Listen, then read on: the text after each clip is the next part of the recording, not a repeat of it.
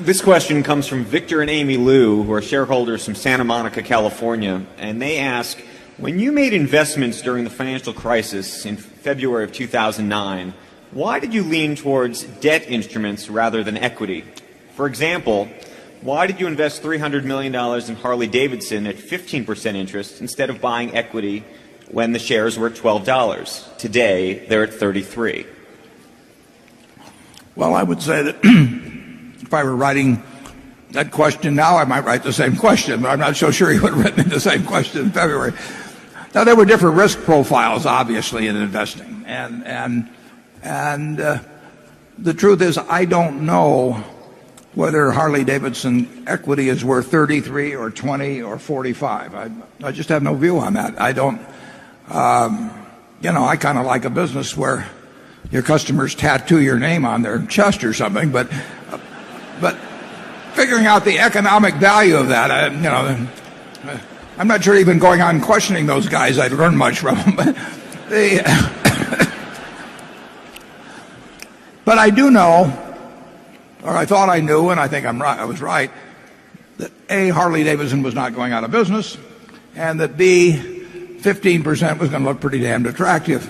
And the truth is, we could probably sell those bonds, I don't know, I'd have to, probably at 135 or something like that. So we could have a very substantial capital gain, a lot of income. I knew enough to lend them money. I didn't know enough to buy the equity. And that's frequently the case.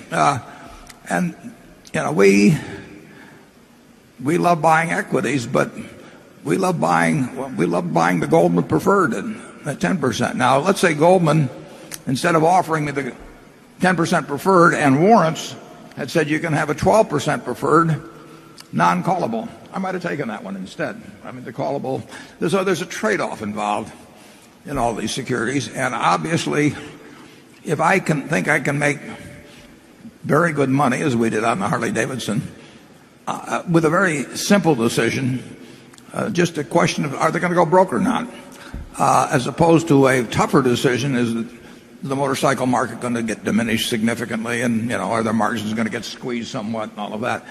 I'll go with the simple decision. Charlie? Well, of course, your one good answer, that you simply didn't know enough to buy the stock, but you did know enough to buy the bonds, is a very good response. The other side of that is after all, we are a fiduciary for a lot of people, including people with permanent injuries and et cetera, and to some extent we are constrained by how aggressively we buy stocks versus something else. And when you mix those together, why, you get our investment policy. I think generally speaking, you raise a very good question. I think very often when you're looking at a distressed situation and buy the bonds, you should have bought the stock. So I think you're looking in a promising area. Yeah, Ben Graham wrote about that in 1934, actually, in Security Analysis, that in the analysis of senior securities, the junior securities usually do better, but you may sleep better with the senior securities. And we, as Charlie points out, we have $60 billion of liabilities to people in our insurance operation that in some cases extend out for 50 years or more.